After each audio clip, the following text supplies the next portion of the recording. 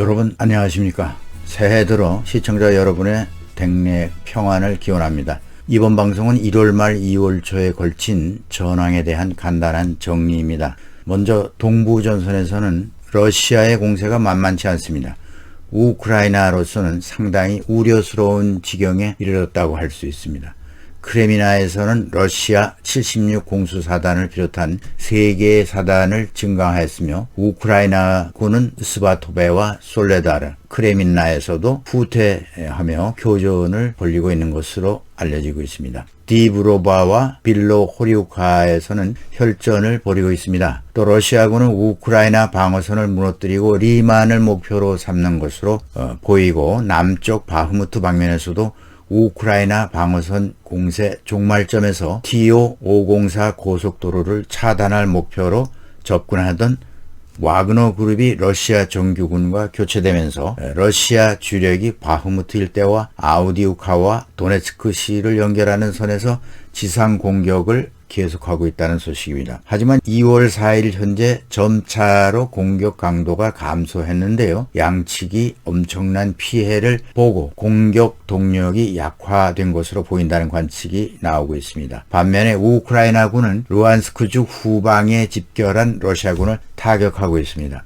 전장의 상황을 전하는 오신트들 정보에 의하면 러시아군의 돌격 부대가 죽음의 감각이 없는 마치 비정상적이며 좀비떼 같다는 설명을 하고 있습니다. 우크라이나군은 화력전으로 대응하고 있으나 서방이 지원하는 포탄의 원활한 공급이 관건이 되겠습니다. 현재 러시아군 장비 손실은 2월 현재 탱크 9,000대를 돌파했습니다. 그리고 매일 수백 명의 전사자 그리고 BTG 1개씩 날아가는 손실을 입고 있으면서도 공세를 멈추지 않고 있습니다. 우크라이나 정보당국의 말에 의하면 블라디미르 푸틴 러시아 대통령이 3월까지 도네츠크와 루안스크 주를 점령할 것을 러시아군에게 지시했다고 밝혔습니다. 러시아 정부는 장기전을 대비하며 국내 여론을 우호적으로 조성하기 위한 정보 심리전을 강화하고 있다고 합니다. 75%에 달한 푸틴의 지지도가 유지되도록 하기 위해서라고 볼 수 있죠. 따라서 러시아 춘계 공세는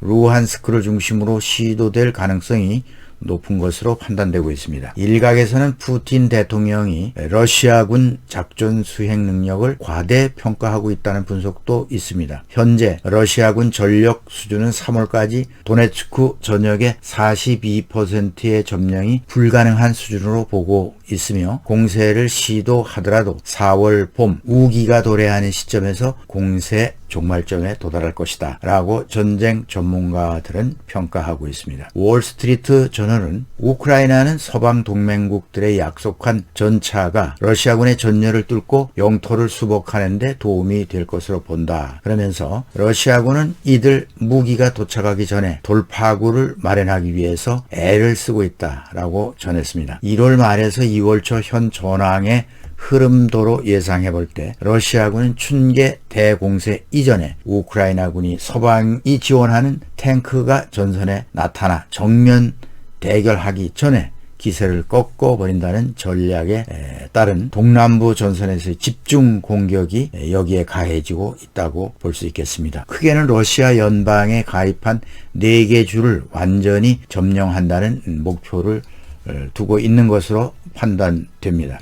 도네츠크 남부전선 러시아의 공사는 1월 24일부터 계속 볼레다르 공방전이 중심이 되고 있습니다. 우크라이나군은 방어전술과 포병 운영 등에서 러시아 해군 제45병여단 그리고 제155 해군 보병여단을 포함한 제58 제병 합동군을 박살내버렸다는 소식이 전해지고 있습니다. 이것은 볼레다르 전투에서 러시아군은 군단급 제대 하나를 완전하게 잃어버렸다는 얘기죠. 예측하기는 힘들지만 현재까지는 우크라이나 군이 러시아군 공세를 잘 막아내고 있는 것으로 보입니다. 남부전선의 얘기입니다.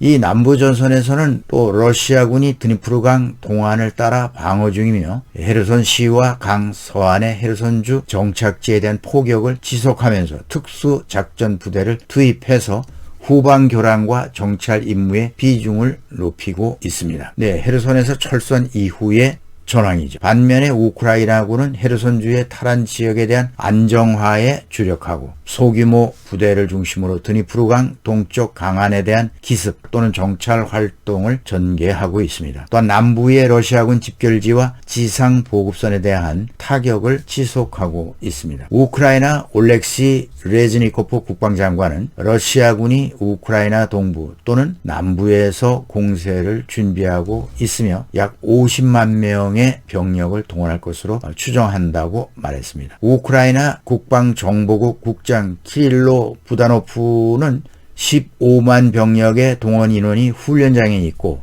약 32만 6천 명이 우크라이나 전장에 투입되어 있다고 밝혔습니다.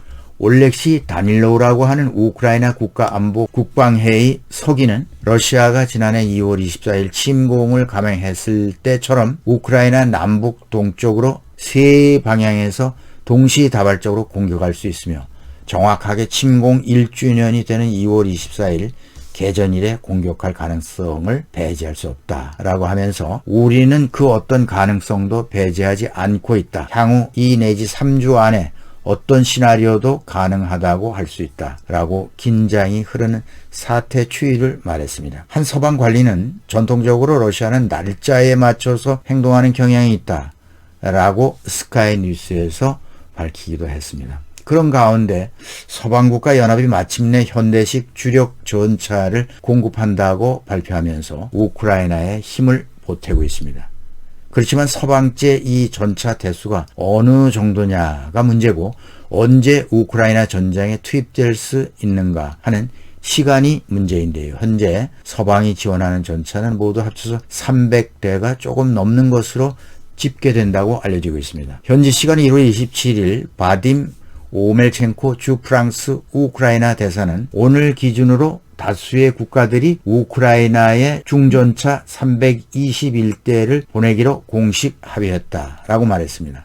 그렇다면 러시아의 신형 전차 T-90과 러시아와 동일하게 T-72 전차가 주력인 우크라이나로서는 서방제 전차 전투 운영 기술 훈련을 최장 3개월을 내다보고 있는데요. 이것을 앞당길 수밖에 없다는 분석이 나오죠. 언제 서방제 전차가 우크라이나 전장을 달리는 모습을 보게 될지 주목하지 않을 수 없으며 과연 일당백의 전과로서 게임 체인저가 될 수 있을지도 기대해 봅니다. 전차뿐만 아니라 F-16을 비롯한 전투기 지원도 희망적으로 보이고는 있으나 이 부분은 우크라이나가 요구한다고 해서 해결될 문제가 아닌 것 같습니다. 서방이 상당히 꺼리는 부분이기도 합니다. F-16이 분명히 러시아의 수호위 전투기보다는 성능이 우수하지만 중요한 것은 러시아 방공망을 파괴할 패키지를 같이 지원해야 할 형편이고 지원해도 조정사와 기술 문제로 6개월의 기간이 소요된다는 계산이죠. 지금 러시아는 앞서 언급한 대로 서방제 탱크와 항공기 지원이 있기 전에 주도권을 잡겠다는 전략인데요. 여기에 맞대응하자면 우크라이나는 러시아 춘계 공세 전 2달 이내에 서방제 탱크를 앞세워 실질을 회복해야 한다는 그런 전망이죠. 젤렌스키 우크라이나 대통령은 독일은 레오파드 2, 레오파드 1 A5, 미국의 M1A 에이브람스, 영국의 챌린저, 프랑스의 르클레르 전차 등이 주축이 되어 게임 체인저가 되기를 기대하고 있습니다. 네, 곁들여서 EU의 체코 대선 소식도 전해드립니다. 나토 군사위원장 출신인 페트로 파벨 61세입니다.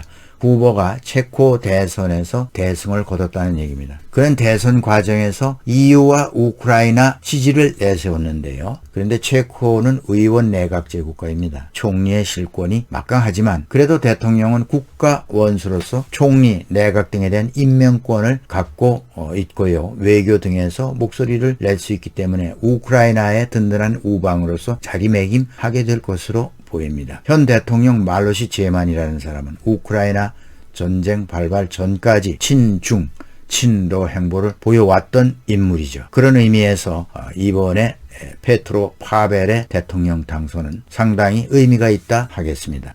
네, 오늘은 이만 하겠습니다. 시청자 여러분 감사합니다. 다음 영상으로 찾아뵙겠습니다.